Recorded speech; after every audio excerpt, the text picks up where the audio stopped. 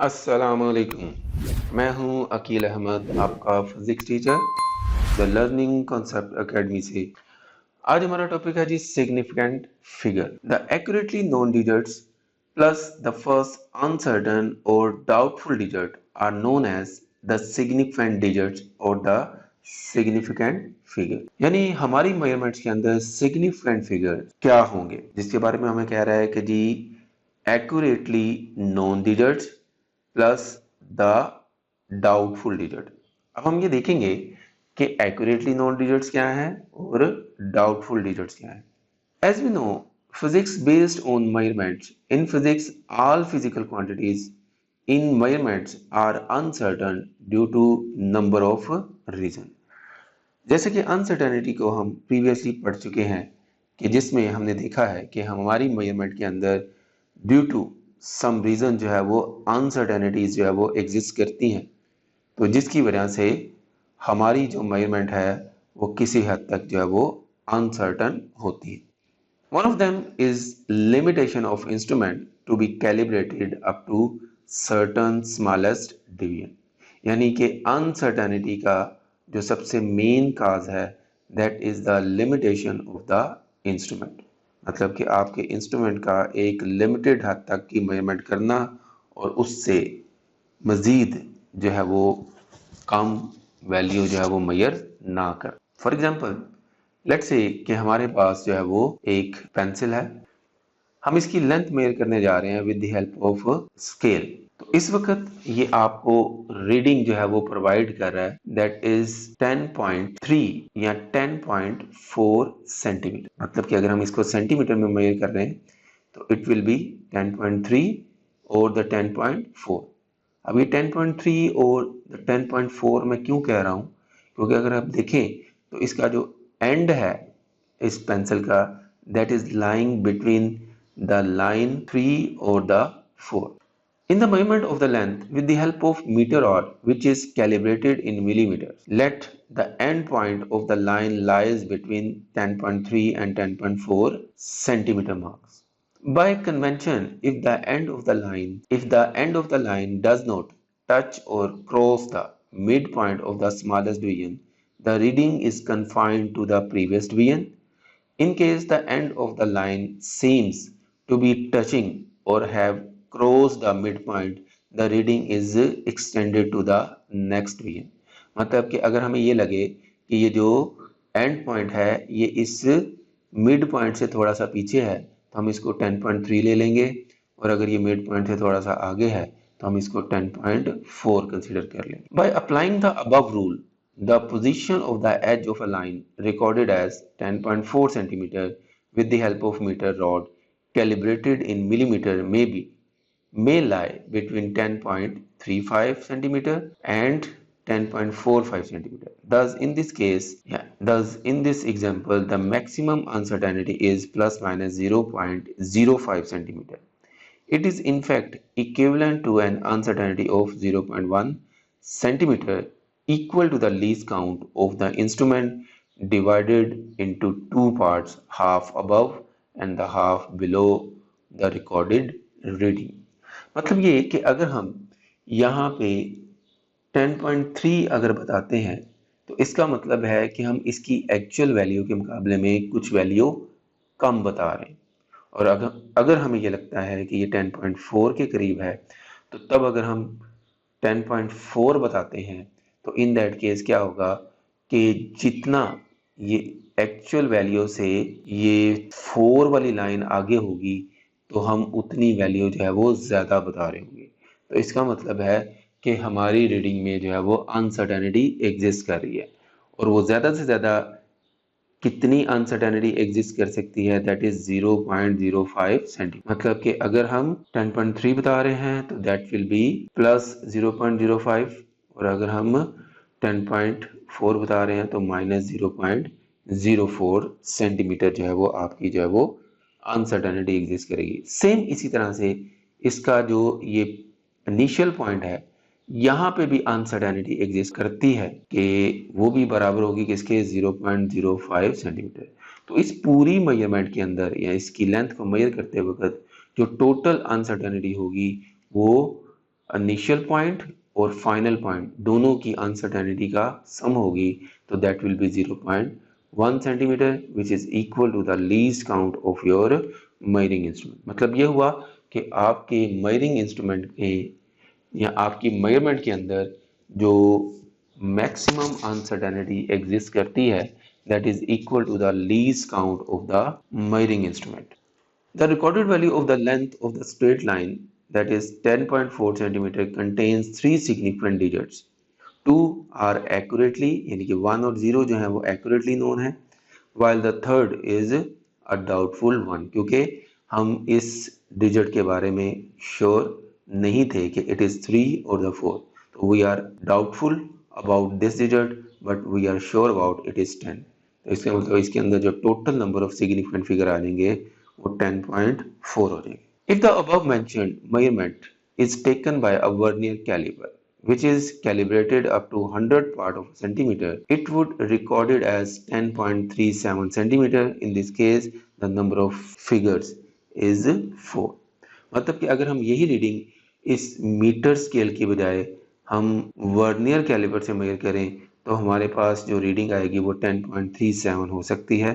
तो इसमें ये 10.3 जो होगा वो एक्यूरेटली नोन, जबकि 7 जो है वो आपका डाउटफुल डिजिट होगा। तो इन दैट केस जो नंबर ऑफ सिग्निफिकेंट फिगर हैं वो 4 हो जाएंगे। तो इसका मतलब है कि नंबर ऑफ सिग्निफिकेंट फिगर जो है with the decrease in least count जो है वो बढ़ना शुरू हो जाते हैं। The accuracy of measurement can improve by improving the quality of the instrument. For example, the period of oscillation of a simple pendulum is 2.36 seconds. The digit 2 and 3 are reliable and certain, while the digit 6 is uncertain. Thus, the measured value has three significant figures. इसी तरह से the length of an object reported after measurement to be 287.5 centimeter has four significant figures. The digit 287 are certain while the digit 5 is uncertain. A choice of change of different unit does not change the number of significant digit or figure in a measurement. अगर हम different unit इस्तेमाल कर रहे हैं यानी कि metre की बजाय सेंटीमीटर में कन्वर्ट कर लेते हैं उसको या मिलीमीटर में कन्वर्ट कर लेते हैं तो उसके अंदर जो नंबर ऑफ सिग्निफिकेंट फिगर जो हमारी मेजरमेंट के दौरान आए थे वो उतने ही रहेंगे, उसमें चेंज नहीं आएगा। For example, the length of 1.205 centimeter can be converted into meter as 0.01205 meter or 12.05 millimeter and 12050 micrometer. All have four significant figure. ठीक है जी, यानी कि यूनिट की कन्वर्जन में जो है उसके number of significant figure same रहेंगे। नेक्स्ट है जी rules for determining the number of significant figure. Sometime आपने रीडिंग जो है वो खुद मेजर नहीं की हो, कोई दूसरा जो है वो आपको रीडिंग को मेजर करके देता है और अगर आपसे पूछा जाए कि बताएं इसमें नंबर ऑफ सिग्निफिकेंट फिगर कितने हैं तो आप उसको किस तरह से रिकॉग्नाइज कर सकते हैं। तो उसके लिए हम यहाँ पे कुछ रूल्स जो है वो डिस्कस करते हैं। All the non zero digits are significant, however zeros may और मे नॉट बी सिग्निफिकेंट। मतलब कि अगर कोई नंबर आपको दिया गया है और उसके अंदर सारे के सारे डिजिट्स जो हैं वो नॉन जीरो हैं तो इसका मतलब वो सारे के सारे सिग्निफिकेंट फिगर काउंट होंगे। All the zeros between two non zero digits are significant no matter where the decimal point is. मतलब ये है कि अगर जीरो जो है दो नॉन जीरो डिजिट्स के दरमियान आ रहा है, चाहे वो डेसिमल पॉइंट के कहीं पे भी एग्जिस्ट करता हो या दूसरे अल्फाज में डेसिमल पॉइंट जो है वो कहीं पे भी हो, तो आपके वो जीरोस जो है वो सिग्निफिकेंट फिगर काउंट होंगे। If the number is less than 1, the zero on the right of the decimal point but to the left of the first non-zero digits are not significant।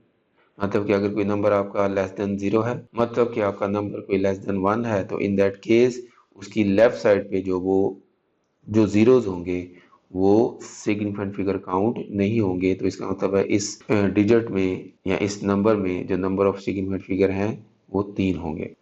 The terminal और trailing zero in a number without a decimal point may or may not be significant।